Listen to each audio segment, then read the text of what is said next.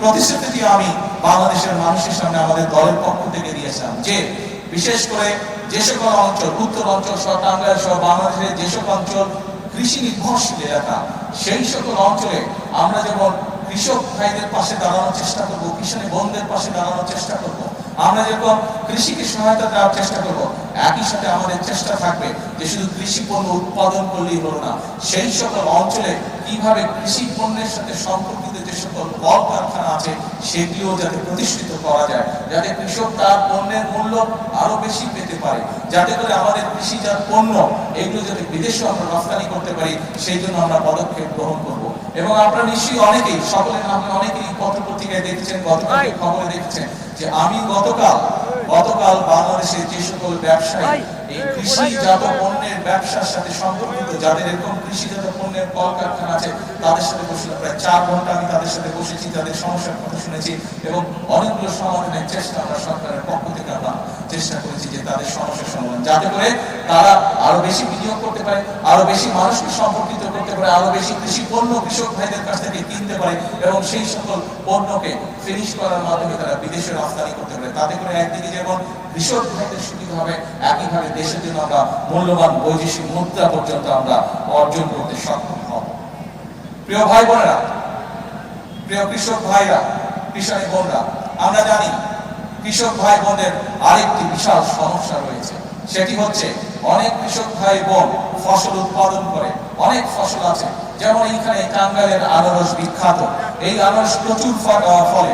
আমাদের এই যে প্রফেসর আছে, আমরা স্বপন ফকির আছে, ওনার এলাকায় প্রচুর আনারস আছে, কিন্তু আনারসকে আমরা প্রিজার্ভ করে রাখতে পারি না, অর্থাৎ আনারসটা সিজনের পরেও যাতে আমরা রাখতে পারি, সেটার জন্য কোল্ড স্টোরেজ বা সেরকম প্রক্রিয়াজাত কিছু নাই। এরকম অনেক দ্রব্য আছে বাংলাদেশে যেগুলোকে আমরা যদি প্রক্রিয়াজাত করে রাখতে পারি, কোল্ড স্টোরেজ করে রাখতে পারি, তাহলে কৃষক ভাইরা যে কম ফসলটা যখন বেশি হয় তখন অনেক সময় দাম পায় না, কিন্তু আমরা যদি কোল্ড স্টোরেজ রাখতে পারি তাহলে কৃষক ভাইরা পরবর্তীতে দাম পায়। শুধু কৃষক ভাইরা দাম পায় না, একই সাথে মানুষও সিজনের পরেও সেই ফসলটির সুবিধা পায়, সেই ফল ফলাদি বলেন সেটি মানুষ খেতে পারে।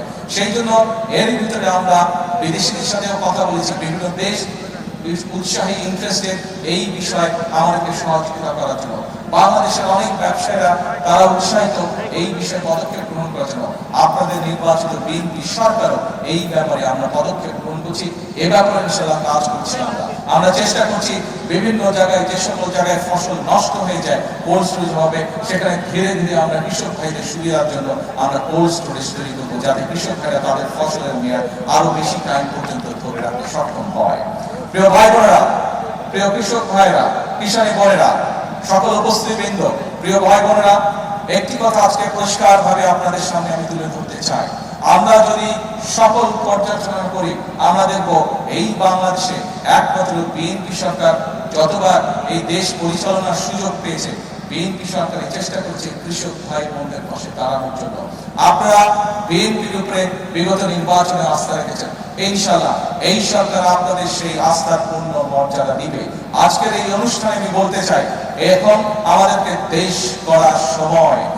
কৃষক ভাইদের পাশে আমরা যেরকম দাঁড়াবো, একই সাথে আমরা আমাদের দেশে কৃষানী বোন সহ আমাদের দেশে যে নারী সমাজ আছে, এই তারা হচ্ছে দেশের অর্ধেক জনসংখ্যার অর্ধেক।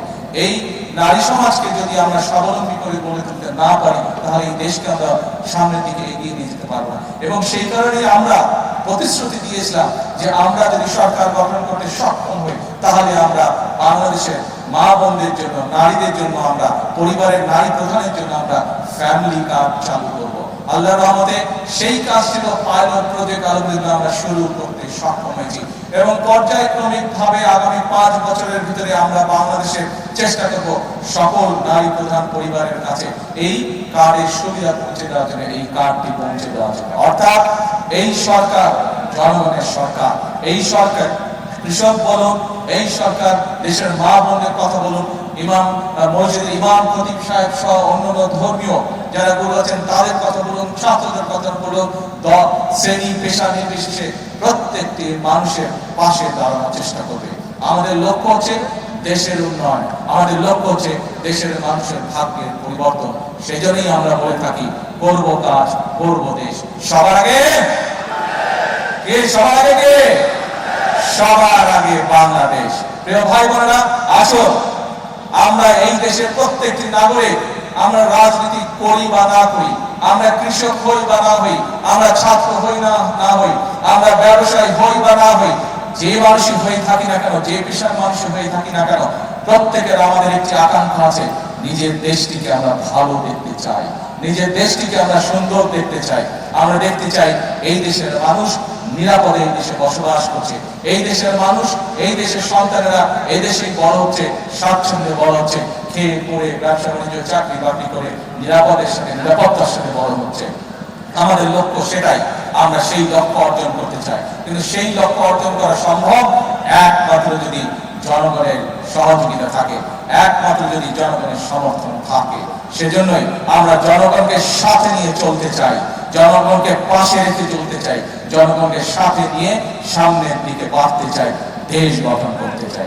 আজকে এই কৃষক কার্ড উদ্বোধন করার মাধ্যমে আবারও আমি বাংলাদেশের সকল শ্রেণী পেশা সমাজের সকল শ্রেণী পেশার মানুষকে আবারও দেশ গঠনের আমন্ত্রণ জানিয়ে আমার বক্তব্য শেষ করছি। আল্লাহ হাফেজ।